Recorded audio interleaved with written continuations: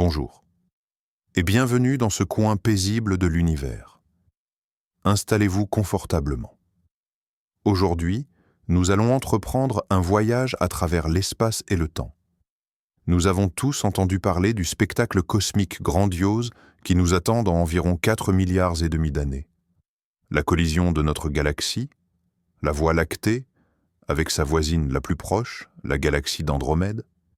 Cet événement semble si lointain, presque mythique.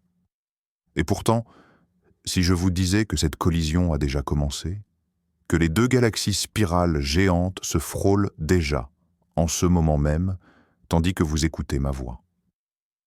Dans cette lecture pour le sommeil, nous allons plonger dans le monde invisible de la matière noire, dans les immenses nuages de gaz qui entourent les galaxies, et découvrir comment nos foyers cosmiques sont connectés à un niveau que nous commençons seulement à saisir. Préparez-vous. Notre voyage vers les véritables frontières des galaxies commence. Afin de saisir toute la grandeur de ce qui est en jeu, dressons d'abord une carte de notre environnement cosmique. Nous ne vivons pas dans l'isolement. La Voie lactée fait partie d'un petit groupement de galaxies, mais relativement confortable, que les astronomes appellent le groupe local. Il compte plus d'une cinquantaine de galaxies, mais la majorité d'entre elles sont des satellites nains et très peu lumineux, gravitant autour de deux géantes. Ces géantes sont nous, la Voie lactée, et notre magnifique voisine, la galaxie d'Andromède, aussi connue sous le nom de Messier 31 M31. Andromède est légèrement plus massive et abrite environ 1 trillion d'étoiles, tandis que la Voie lactée en contient, selon les estimations, entre 200 et 400 milliards. La distance entre nous semble colossale, environ 2,5 millions d'années-lumière. Il faut 2,5 millions d'années à la lumière qui quitte Andromède pour atteindre la Terre. Cela signifie que nous voyons cette galaxie telle qu'elle était dans un passé lointain, à l'époque où les premiers ancêtres de l'homme n'en étaient demandés qu'à leur début sur notre planète. Ce sont précisément ces deux titans qui dominent le groupe local, et leur attraction gravitationnelle mutuelle scelle le destin de tout notre voisinage galactique. Commençons par ce que nous pouvons observer. Imaginez la Voie lactée. Nous nous trouvons à l'intérieur, logés dans l'un de ses bras spiraux, à environ 26 000 années-lumière de son centre. Pour nous, elle apparaît comme une bande de lumière brumeuse traversant le ciel nocturne. Ce sont des milliards d'étoiles lointaines de notre disque galactique qui se fondent en une seule et unique lueur. Le diamètre de ce disque visible est d'environ 100 000 années-lumière. C'est un lieu immense, grouillant de vie. Ici, les étoiles naissent et meurent, les planètes se forment et en son centre exact se cache un trou noir supermassif, Sagittarius A étoile, dont la masse est 4 millions de fois supérieure à celle de notre Soleil. Notre galaxie est un système complexe et dynamique, composé d'une barre centrale faite de vieilles étoiles et de plusieurs bras spiraux remplis de lumière jeune, chaude et bleue. C'est notre foyer, notre berceau, et ce foyer file à travers l'espace, engagé dans une danse lente et inéluctable avec une autre île cosmique encore plus majestueuse. Cette danse gravitationnelle dure depuis des milliards d'années, et son apogée est prédéterminé par les lois de la physique. Passons maintenant à notre voisine, la galaxie d'Andromède. Si vous vous trouvez sous un ciel vraiment noir, loin de toute pollution lumineuse urbaine, vous pourrez l'apercevoir à l'œil nu. Elle se présente comme une petite tache diffuse dans la constellation du même nom. Mais ne vous fiez pas à cette apparence. C'est en réalité l'objet le plus éloigné, visible sans l'aide d'un instrument optique. En vérité, Andromède est une véritable géante cosmique. Son disque visible s'étale sur 220 000 années-lumière, soit plus du double de la taille de notre Voie lactée. Observée au télescope, elle offre un spectacle saisissant. Un noyau éclatant, des bras spiraux bien définis et serrés, et des bandes de poussière sombres. Elle ressemble beaucoup à notre galaxie, mais elle est plus grande et probablement plus ancienne. Andromède abrite elle aussi un trou noir supermassif en son cœur, mais celui-ci était nettement plus massif que le nôtre. Cette galaxie, tout comme la nôtre, est entourée d'un essaim de centaines d'amas globulaires et de dizaines de galaxies naines satellites. Pendant des siècles, l'humanité a contemplé cette tache nébuleuse sans jamais saisir sa véritable nature.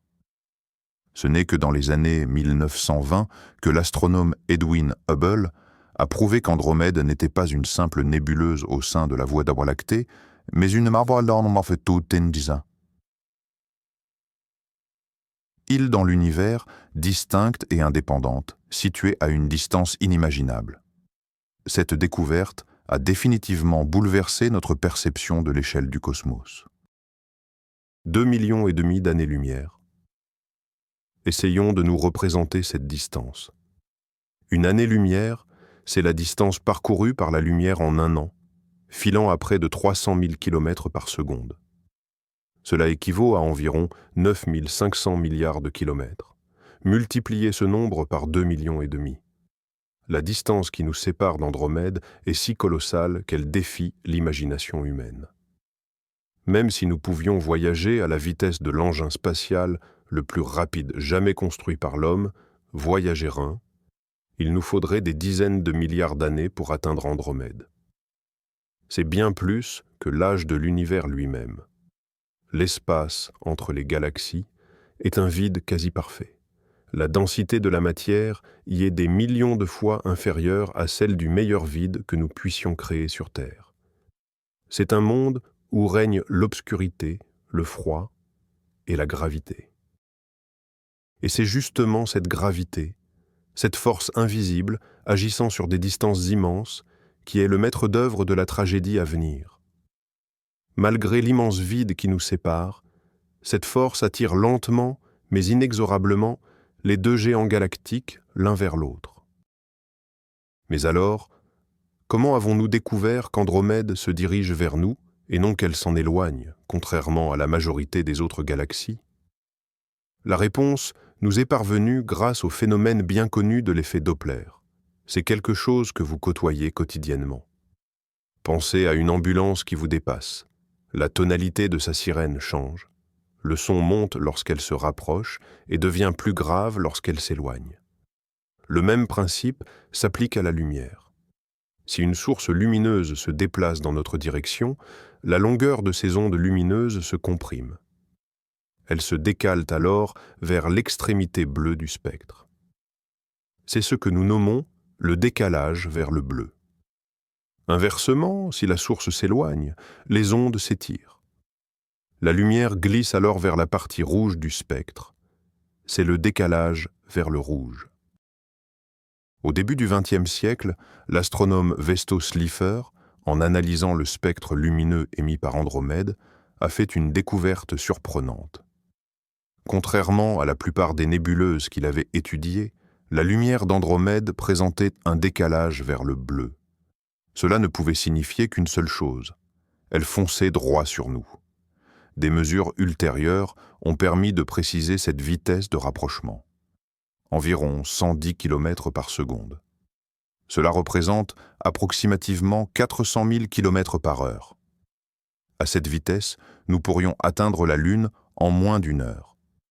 Cependant, en raison de l'immensité de la distance, ce voyage cosmique prendra encore plusieurs milliards d'années. En connaissant la distance exacte qui nous sépare d'Andromède et sa vitesse d'approche, les astronomes ont pu déterminer une date approximative pour cette rencontre cosmique. Les calculs les plus précis, basés sur les données du télescope spatial Hubble, qui a suivi le mouvement des étoiles d'Andromède pendant de nombreuses années, prédisent que le premier passage rapproché, marquant le début de la fusion, aura lieu dans environ 4,5 milliards d'années. Qu'est-ce que cela signifie à l'échelle du cosmos? D'ici là, notre Soleil existera toujours, bien sûr, mais il sera devenu beaucoup plus brillant et plus chaud, se transformant en une géante rouge. La vie sur Terre, si elle subsiste encore à cette époque lointaine, sera devenue impossible. Mais la planète elle-même, elle, devrait très probablement survivre à la collision. Pour l'univers, dont l'âge avoisine les 14 milliards d'années, 4 milliards et demi d'années représentent certes une période significative, mais ce n'est pas l'infini. C'est un avenir que nous pouvons prédire avec un très haut degré de certitude. Cette destinée est inscrite dans le mouvement des étoiles et des galaxies qui obéissent aux lois fondamentales de la nature. Le destin de la Voie lactée et d'Andromède est donc de fusionner en un seul ensemble pour former une galaxie nouvelle et bien plus gigantesque encore. Qu'adviendra-t-il exactement lors de cette fusion ? Beaucoup imaginent un scénario apocalyptique, des étoiles qui se percutent, des planètes éjectées de leur orbite, le chaos total et la destruction. En réalité, ce processus sera beaucoup plus subtil et, étrangement, plus calme. Il faut se rappeler un point essentiel. Malgré les centaines de milliards d'étoiles que compte chaque galaxie, les distances qui les séparent sont colossales. Si l'on imagine le Soleil réduit à la taille d'une orange, Proxima du Centaure, l'étoile la plus proche, serait une autre orange située à plus de 2000 km de distance. Les galaxies sont, pour l'essentiel, faites de vide. C'est pourquoi, lorsque la Voie lactée et Andromède entreront en collision, la probabilité que deux étoiles se heurtent directement sera infime.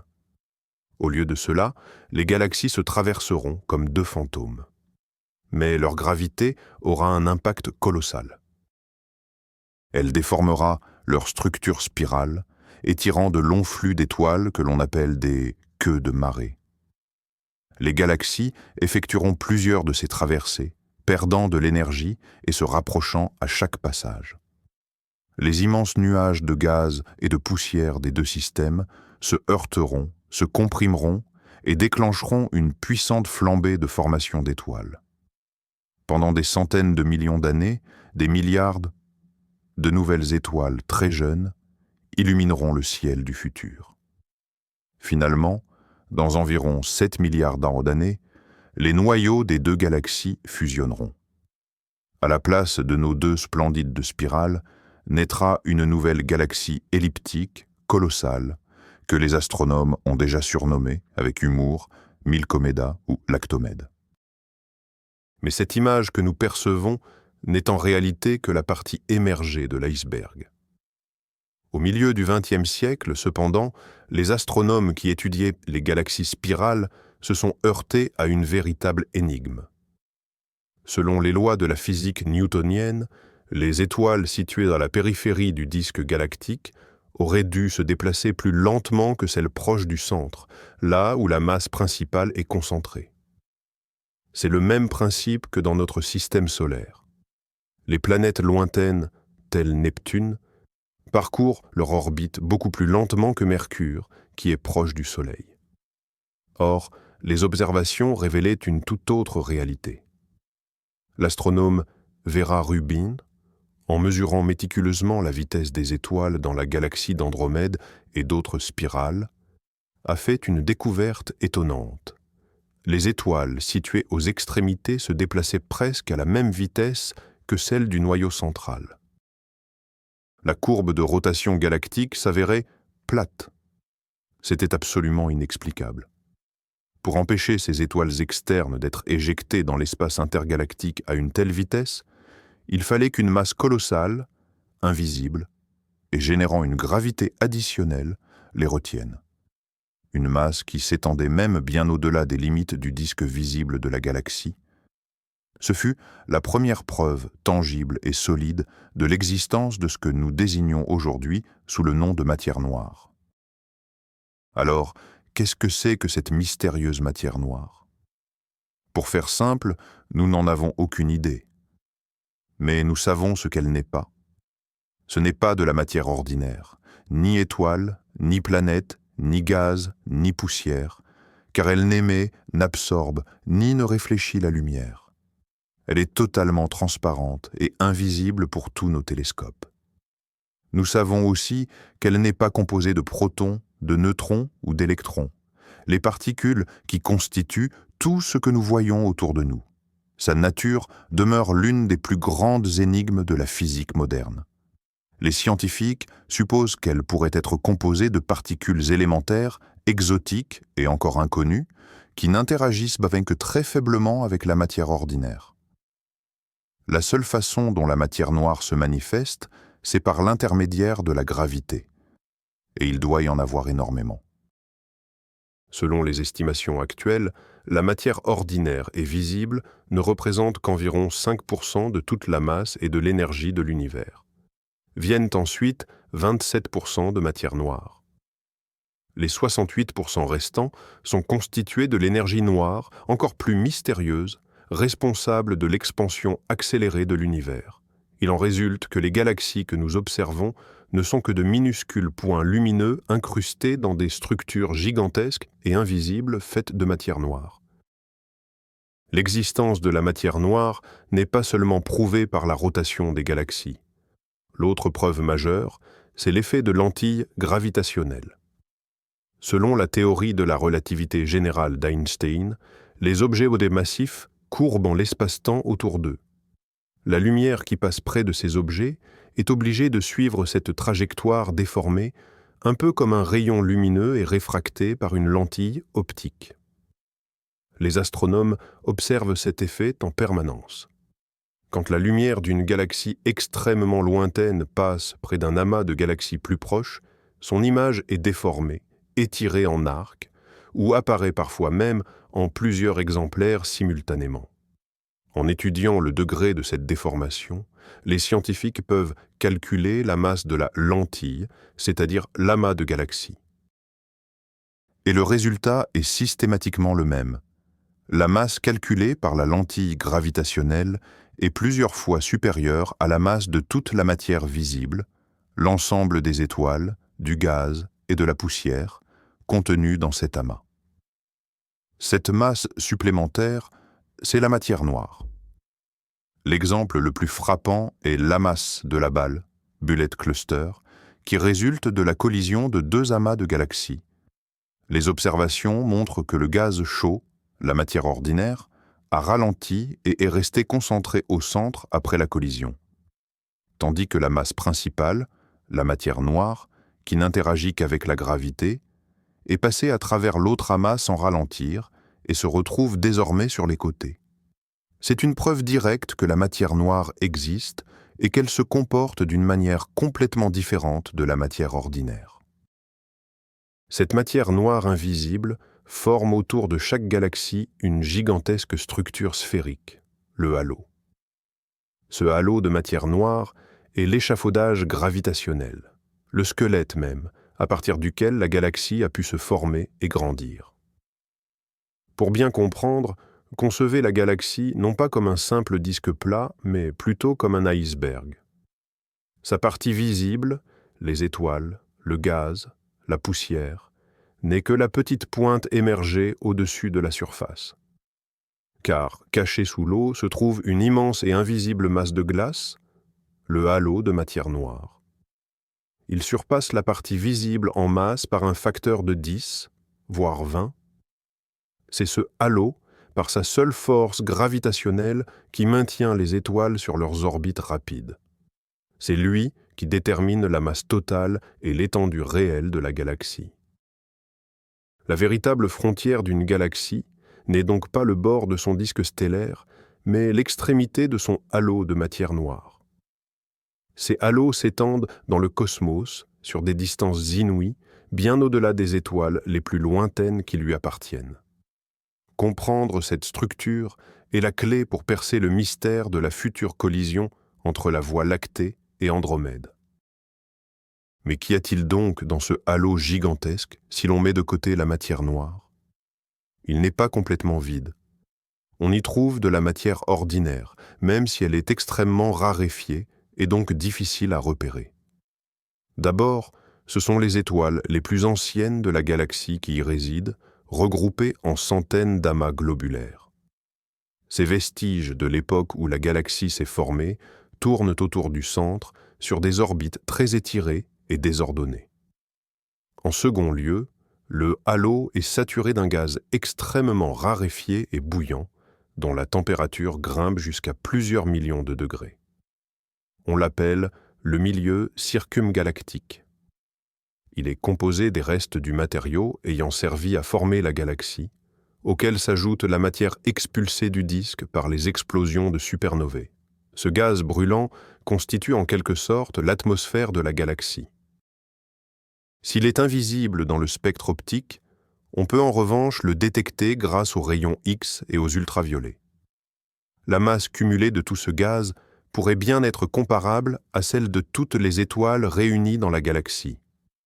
Pour résumer, l'image complète de notre galaxie se compose d'un disque et d'un bulbe centraux, brillants et denses, le tout enveloppé dans une vaste sphère presque invisible, constituée de matière noire, de gaz chaud, raréfiés et d'anciennes étoiles. Quelle est donc l'étendue exacte du halo de notre Voie lactée? Pendant longtemps, ces dimensions précises sont restées un mystère. Cependant, de récentes études, s'appuyant sur les données des télescopes spatiaux et la modélisation informatique, ont finalement permis d'en tracer les contours. Il s'avère que le halo de la Voie lactée s'étire sur une distance d'environ 1 million d'années-lumière à partir de son centre. Laissez-moi insister sur ce point. 1 million d'années-lumière. C'est 10 fois le diamètre de notre disque visible. Si notre halo était visible, il couvrirait dans le ciel nocturne une région des centaines de fois plus vaste que la pleine lune. Nous vivons à l'intérieur même de cette bulle invisible et colossale. Les galaxies naines satellites les plus proches, le grand et le petit nuage de Magellan, sont profondément ancrés dans ce halo et sont progressivement absorbés par notre Voie lactée. Ce chiffre, 1 million d'années-lumière, est absolument crucial. Rappelons la distance qui nous sépare d'Andromède, 2,5 millions d'années-lumière. Si notre halo s'étend sur 1 million d'années-lumière dans une seule direction, cela signifie qu'il couvre déjà presque la moitié du chemin vers notre galaxie voisine. Ce qui nous amène à la question fondamentale. Quelle est donc la taille du halo d'Andromède elle-même? C'est la réponse à cette question qui a marqué une véritable percée dans notre compréhension de cette fusion imminente. Déterminer les dimensions du halo invisible d'une autre galaxie représente un défi d'une complexité ahurissante.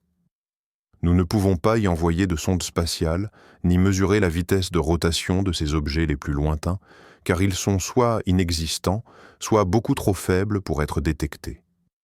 Il fallait donc un autre moyen, une méthode beaucoup plus ingénieuse. Et les astronomes l'ont trouvé. Ils ont choisi d'utiliser les objets les plus lumineux de l'univers, les quasars, comme de véritables projecteurs cosmiques. L'idée de base était simple. En dirigeant la lumière d'un quasar très lointain pour qu'elle traverse le halo supposé d'Andromède avant de nous parvenir, le gaz présent dans ce halo devait absorber une partie de cette lumière à des longueurs d'onde précises. En détectant ces lignes d'absorption dans le spectre du quasar, on pourrait affirmer avec certitude qu'un nuage de gaz appartenant à Andromède s'était interposé sur le trajet de la lumière. En répétant cette opération avec une multitude de quasars situés dans le ciel autour d'Andromède, il deviendrait possible de dessiner, point par point, les contours exacts de son halo gazeux. Alors, que sont exactement les quasars, ces incroyables phares cosmiques? Un quasar est, pour l'essentiel, le noyau actif d'une galaxie extrêmement lointaine. Au centre de cette galaxie se trouve un trou noir supermassif qui dévore activement la matière environnante, du gaz, de la poussière, et même parfois des étoiles entières. Avant de tomber dans le trou noir, cette matière tourbillonne et forme ce qu'on appelle un disque d'accrétion. Dans ce disque, le frottement intense chauffe la matière à des millions de degrés, la faisant briller d'une intensité incroyable. Elle brille si fort que la lumière émise par ce petit disque, de la taille de notre propre système solaire, peut surpasser des centaines de fois la lumière combinée de toutes les étoiles de sa galaxie haute. Les quasars sont les objets les plus lumineux et les plus éloignés que nous puissions observer. Ils se situent à des milliards d'années-lumière de nous. Cela en fait des sources de lumière de fond idéales. Leur lumière, voyageant jusqu'à nous pendant des milliards d'années, transporte avec elle des informations sur tout ce qu'elle a traversé, y compris les nuages de gaz les plus fins et les plus diffus présents dans les halos de galaxies, comme Andromède. Pour mener à bien ce projet ambitieux, les astronomes avaient besoin d'un outil particulier. Un instrument capable de capter la lumière ultraviolette émise par les quasars lointains et de la décomposer en un spectre avec une précision extrême. Cet instrument est le spectrographe des origines cosmiques, ou COAS en abrégé, installé à bord du télescope spatial Hubble. Le COS est d'ailleurs l'un des spectrographes les plus sensibles jamais conçus par l'homme. Sa spécialité est le domaine de l'ultraviolet.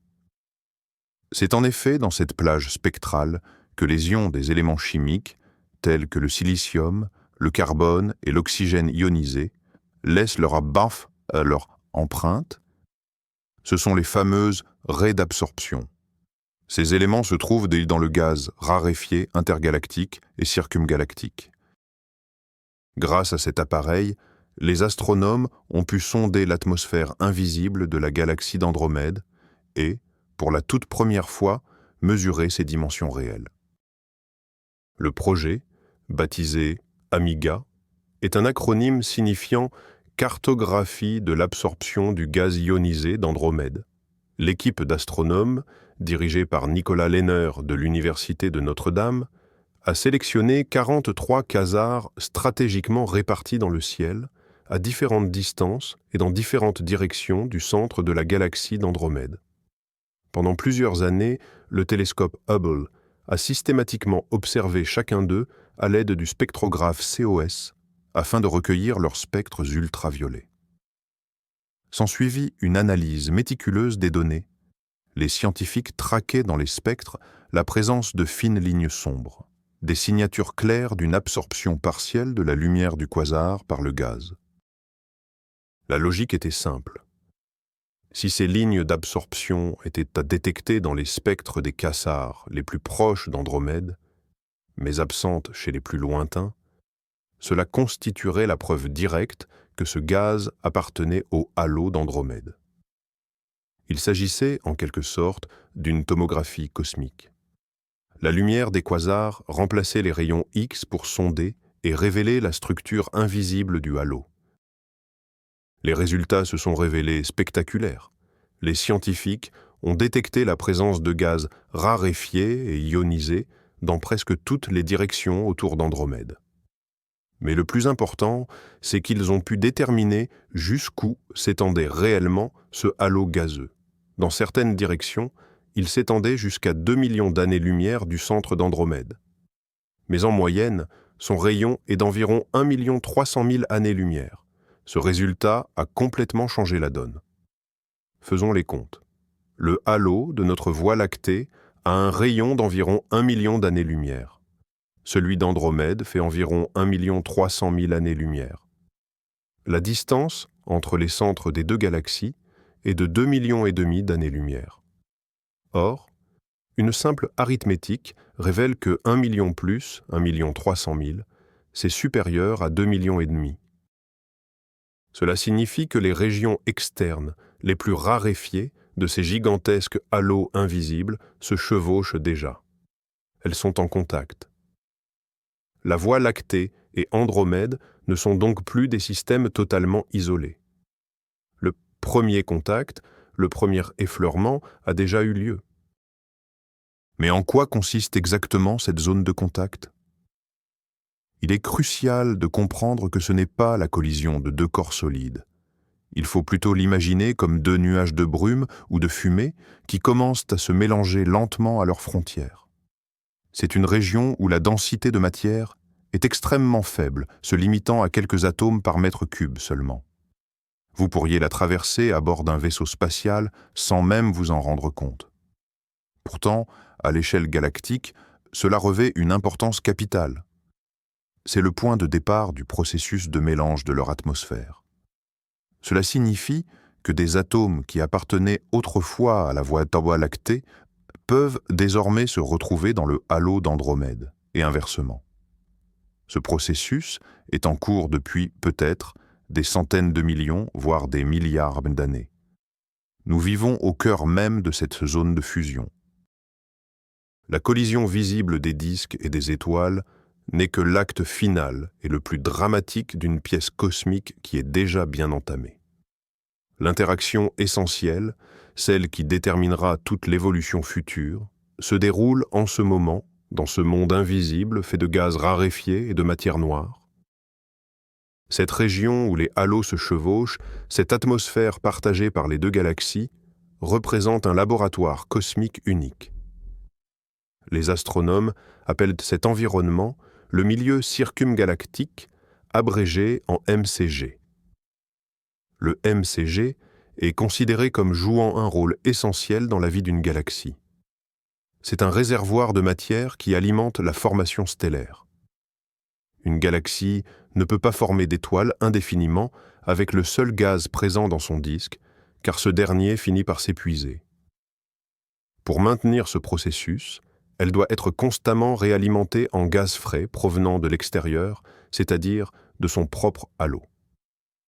Ce gaz refroidit lentement, se condense et pleut sur le disque galactique, donnant naissance à de nouvelles générations d'étoiles. L'étude de la zone de mélange entre le MCG de la Voie lactée et celui d'Andromède pourrait nous fournir des informations inestimables sur la manière dont se produit ce processus d'accrétion et comment le gaz se déplace et interagit dans des conditions aussi extrêmes.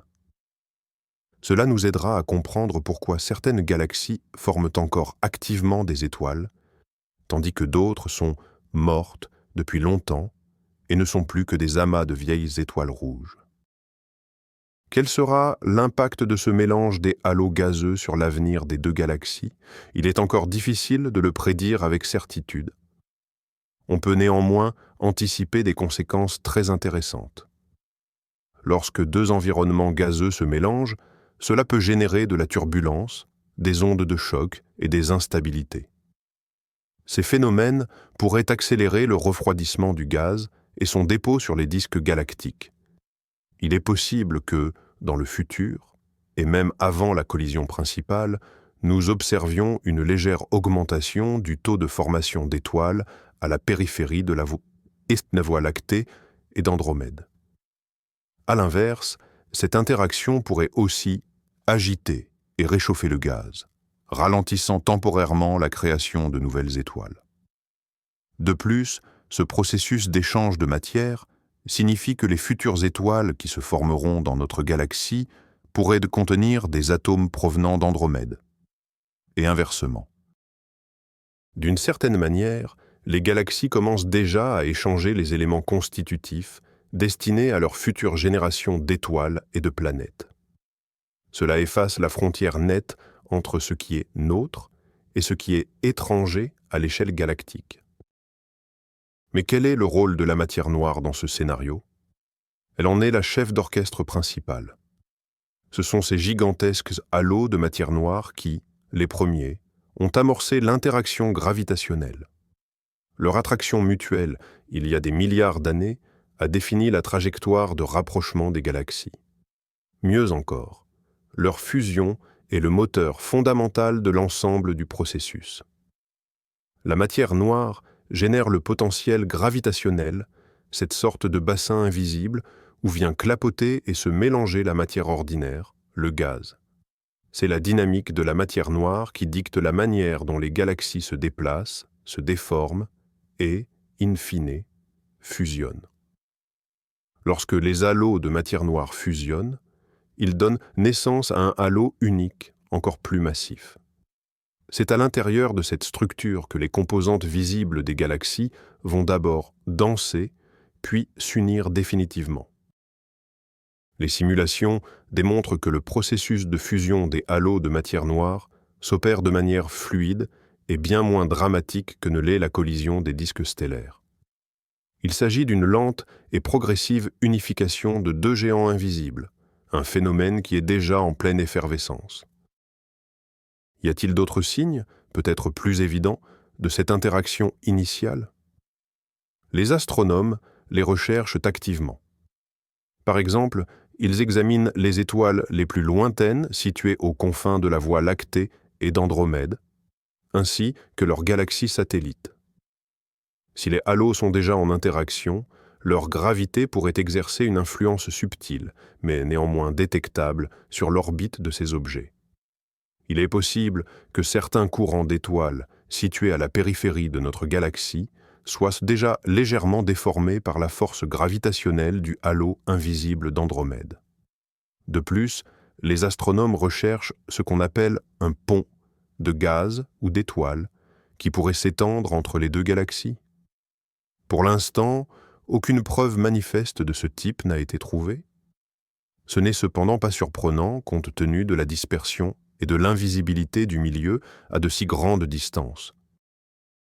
Toutefois, à mesure que nos télescopes et nos méthodes d'observation se perfectionnent, nous pourrons peut-être déceler ces indices subtils de la fusion qui est déjà en cours. Cette découverte nous oblige à repenser la notion même de collision galactique. Auparavant, nous l'imaginions comme un événement discret, devant se produire à un moment précis dans le futur. Mais nous comprenons désormais qu'il ne s'agit pas d'un simple événement, mais d'un processus continu et prolongé. Un processus qui démarre bien avant que les premières étoiles ne se rencontrent. Il débute par l'interaction gravitationnelle des halos invisibles de matière noire. Vient ensuite la phase de mélange de leur atmosphère gazeuse raréfiée, la phase exacte dans laquelle nous nous trouvons actuellement. Et ce n'est que plus tard, des milliards d'années après, qu'arrive la véritable culmination, la fusion des disques stellaires brillants. Cela modifie entièrement notre perspective temporelle. Nous ne sommes plus de simples observateurs passifs, attendant un événement lointain. Nous en sommes déjà les participants actifs. Notre système solaire, notre planète, nous-mêmes, nous sommes tous déjà au cœur de cette zone de fusion gigantesque, de ce creuset cosmique dans lequel une nouvelle galaxie unifiée est en train de naître. Mais prenons un peu de recul pour élargir le tableau. La Voie lactée et Andromède ne sont pas les seuls acteurs de ce ballet cosmique. Dans le groupe local, il y a un troisième acteur, la galaxie du Triangle, ou Messier 33, M33. C'est la troisième plus grande galaxie spirale de notre groupe. Elle est d'ailleurs probablement en orbite autour d'Andromède actuellement. Son destin est donc étroitement lié à celui des deux géantes. Il est tout à fait possible que, lors de la fusion entre la Voie lactée et Andromède, la galaxie du Triangle soit également capturée et finalement absorbée par la toute nouvelle Milkomeda, à moins qu'elle ne soit éjectée sur une orbite lointaine. De plus, des dizaines de galaxies naines, qui gravitent autour de la Voie lactée et d'Andromède, seront elles aussi entraînées dans ce processus. Imaginez-les comme des abeilles tournant autour de deux ruches sur le point de s'entrechoquer. Au bout du compte, dans plusieurs dizaines de milliards d'années, l'ensemble du groupe local se transformera très probablement en une seule et unique galaxie elliptique géante, qui aura absorbé la totalité de ses voisins plus petits. Mais l'histoire ne s'arrête pas là. Notre groupe local n'est pas une entité isolée. Il fait partie d'une structure encore plus vaste que nous appelons le superamas de la Vierge, lequel lui-même est intégré à l'Aniakea, un superamas de galaxies gigantesques et même l'un des plus grands de tout l'univers. Toutes ces structures ne sont pas dispersées de manière chaotique. Elles forment ce que les astronomes nomment la toile cosmique. Imaginez un immense réseau tridimensionnel dont les filaments sont tissés de matière noire. C'est le long de ces filaments que circule le gaz, nourrissant les galaxies. Et c'est aux intersections de ces fils, dans les neutrines les plus denses, que se regroupent les amas de galaxies. Les galaxies ne sont pas des îles solitaires dans l'univers. Elles sont de véritables cités lumineuses, juchées le long d'invisibles autoroutes cosmiques. Notre fusion avec Andromède n'est donc pas qu'un simple événement local. C'est une partie d'un processus global, l'évolution de la toile cosmique où les structures plus petites s'agglomèrent avec le temps pour former des ensembles toujours plus massifs. Quelles sont les perspectives ouvertes par cette découverte pour les recherches futures? Elles sont tout simplement colossales. Premièrement, il nous faudra dresser une carte beaucoup plus détaillée de cette zone de chevauchement des halos. Pour y parvenir, il sera nécessaire d'observer un nombre encore plus grand de quasars afin d'obtenir une vue tridimensionnelle de la distribution, de la température et de la composition chimique du gaz. La nouvelle génération de télescopes, qu'ils soient spatiaux ou terrestres, jouera un rôle crucial dans cette entreprise. Le télescope spatial James Webb, JWST, grâce à sa sensibilité infrarouge sans précédent, sera capable d'étudier les composantes les plus froides et les plus faibles de ce milieu.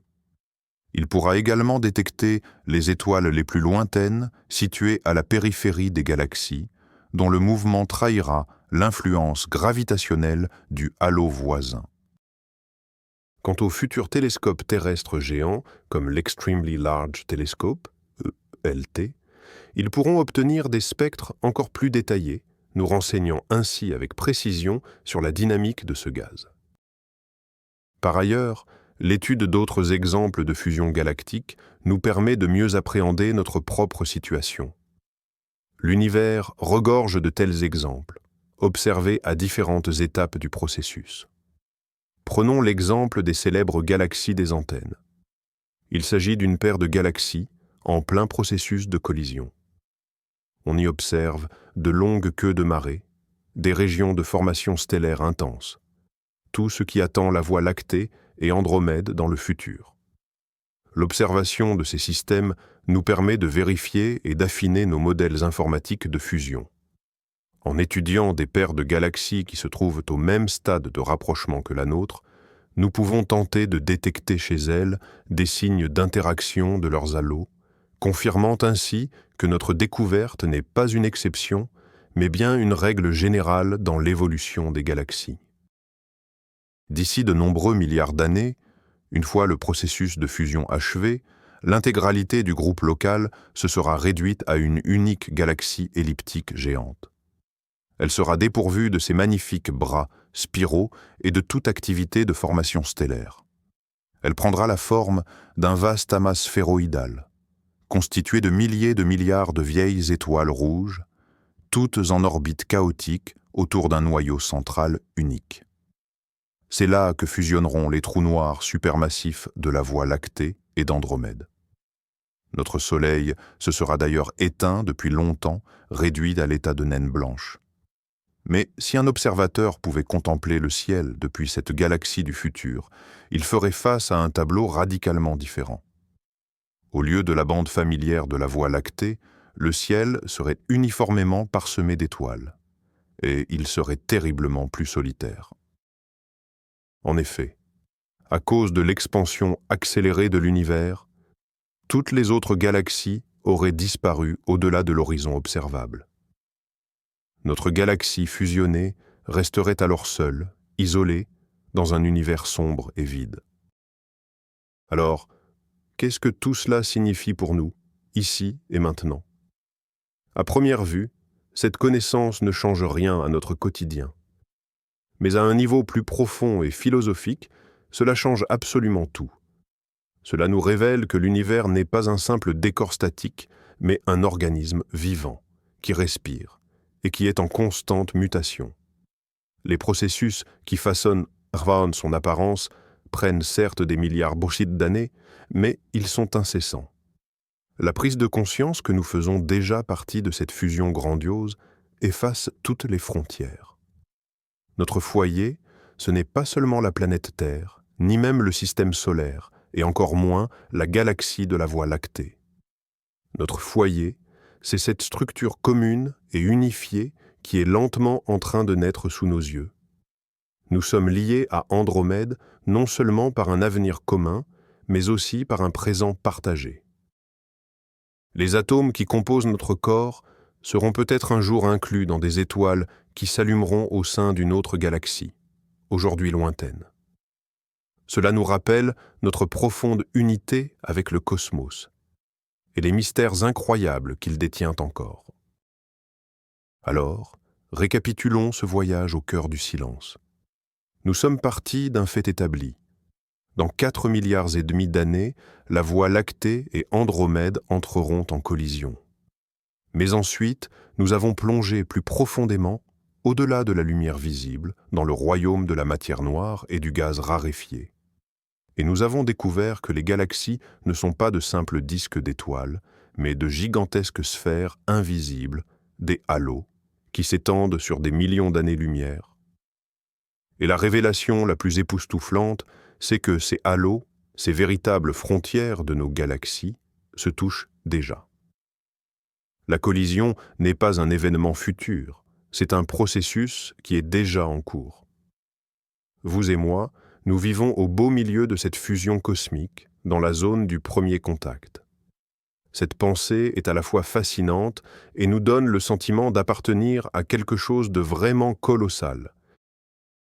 Merci d'avoir passé ce temps avec moi, à explorer les recoins invisibles de notre univers. J'espère que ce voyage a été apaisant et instructif pour vous. Si cette exploration vous a plu, n'hésitez pas à laisser un pouce bleu et à vous abonner pour ne manquer aucune de nos nouvelles histoires sur le cosmos. Et maintenant, avant que vous ne vous endormiez complètement, je voudrais vous poser une question. Selon vous, quels autres secrets incroyables la matière noire invisible nous cache-t-elle? Partagez vos hypothèses les plus audacieuses dans les commentaires. Bonne nuit et faites de beaux rêves.